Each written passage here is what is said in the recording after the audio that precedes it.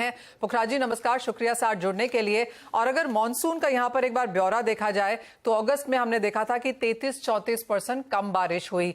सितंबर में अब तक यहाँ पर 39% कम बारिश हुई है। और जो गुआर के मुख्य उत्पादक राज्य हैं जैसे कि राजस्थान, जहां पर 71% कम बारिश हुई है सितंबर में अब तक। हरियाणा में 75% कम बारिश हुई है। और गुजरात की बात करें तो इस महीने सितंबर में अब तक 45% डेफिशिएंसी है बारिश को लेकर। तो सारे के सारे जो आंकड़े हैं वो बुलिश हैं, लेकिन उसके बावजूद गुआर में बहुत सपोर्ट नहीं है।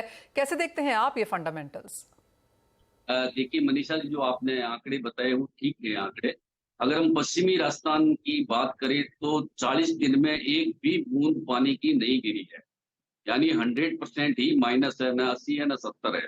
पूर्वी राजस्थान में जरूर कुछ बारिशें हुई है। उत्पादन के लिहाज से ये जो अगस्त का सूखा जाना और ये सितंबर के भी 10 दिन सूखे जाना, ये खेती के हिसाब से बहुत खराब है। यदि हम खेती को उसके मौके पे जाके खेत में देखें तो हमें लगता है कि पता नहीं कितना बड़ा नुकसान किसान का हो गया। देखिए मनीषा जी, जो सबसे पहले बोई गई थी फसलें जैसे मूंग की, मोठ की, बाजरा की, उसकी भी ईल्ड में भारी नुकसान हुआ है। मतलब 50% 60% तक का नुकसान हो गया है। जहां तक मैं ग्वार की बात करूं जो आपने पूछा है, तो ग्वार में बहुत सारे एरिया ऐसे हैं जहां पे 80 से 85% नुकसान है। और बहुत से रेतीली जमीनों के एरिया ऐसे हैं जहां पे 100% कुछ भी नहीं होगा।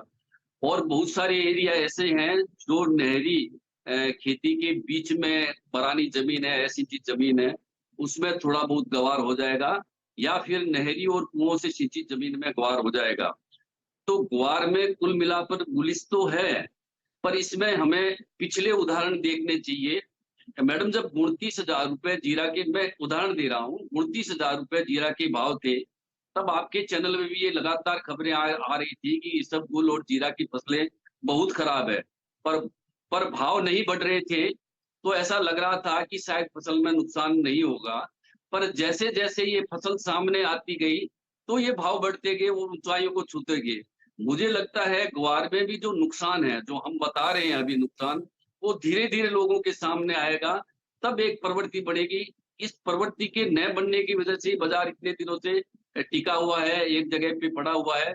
पर जैसे जैसे फसल सामने आएगी वैसे वैसे इसके अंदर स्टोकिस्ट है, डीलर है, एक्सपोर्टर है, सब बायर बन जाएंगे। मनीषा जी, मेरा ऐसा मानना है। जी पुखराज जी, फंडामेंटल्स अगर देखे जाएं तो एक तरफ ऑफ कोर्स सप्लाईज होती है जिसकी चिंताएं ऑलरेडी हम बाजार में बनता हुआ देख रहे हैं, लेकिन दूसरी तरफ होती है मांग। वो कैसी है? क्योंकि हम यूजुअली देखते हैं कि कच्चे तेल को दो चीजें मूव करती हैं, एक तो बारिशें और दूसरा कच्चा तेल। कच्चा तेल भी 90 के आसपास है, उसका भी फायदा हमने गुआर में आता हुआ नहीं देखा।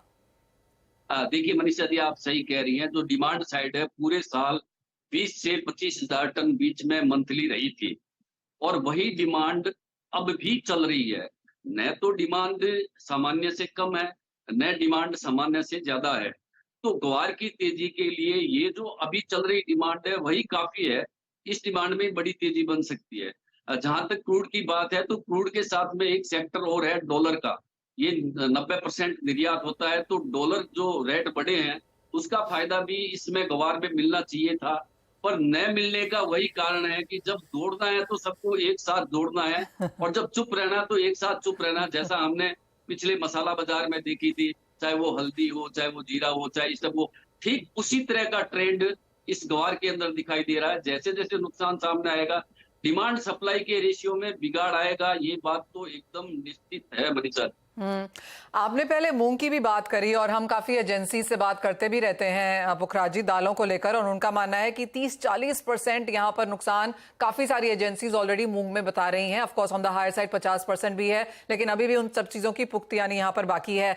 जहां तक गुआर की बात है, किस तरह का नुकसान, कैसी फसल, क्या कुछ आकलन अब करना शुरू किया है आपने? जी, फसल का सर्वे लगातार जारी है। चूंकि हमारा 2 अक्टूबर को हमेशा सेमिनार होता है, हम ये सेमिनार 2015 से करते आए, तो उस सेमिनार के अंदर हम सारे सारे आंकड़े रखेंगे कि किस तरह की फसल होने वाली है, कितनी क्वांटिटी इसके अंदर आएगी।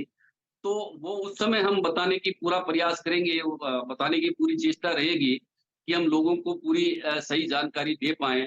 तो सर्वे का काम आज भी चल रहा है, अभी भी चल रहा है। जब मैं आपसे बात कर रहा हूँ तो हमारे एथनिक ग्रुप के कोई ना कोई आदमी खेतों की ओर जा रहे होते हैं, फसल को देख रहे होते हैं और अपनी बात लिख रहे होते हैं।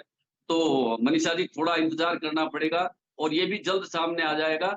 पर एक बात निश्चित है कि उत्पादन में इतनी बड़ी गिरावट आएगी, जिसकी अभी कल्पना करना भी ठीक नहीं लगता, मनीषा जी। तो चलिए, तो बातचीत हुई ग्वार की और पल्सेस की अवेलेबिलिटी की और प्राइसेस की। क्विकली कुणाल का भी एक व्यू ले लेते हैं ग्वार पैक पर, स्पेशली जहां पर कंसिस्टेंट प्रॉफिट टेकिंग हमने देखी है। कुणाल, आपने पूरे फंडामेंटल्स का डिस्कशन भी सुना पुखराज जी के साथ। अब प्राइसेस पर यहां से व्यू क्या है? क्या इन लेवल्स के आसपास सपोर्ट लेंगे? थोड़ी बहुत वीकनेस और दिख रही है या कोई और व्यू आपका? देखिए, ऑयल के प्राइसेस और भी ऊपर जाने वाले हैं। सो फंडामेंटल ऑयल की तेजी की है, but one of the reason oil के प्राइसेस ऊपर इसीलिए जा रहे हैं कि यूएस में 2-3 जो बड़े ऑयल के बेसिन्स है, उसमें से प्रोडक्शन आने वाले दिनों में कम होने वाला है।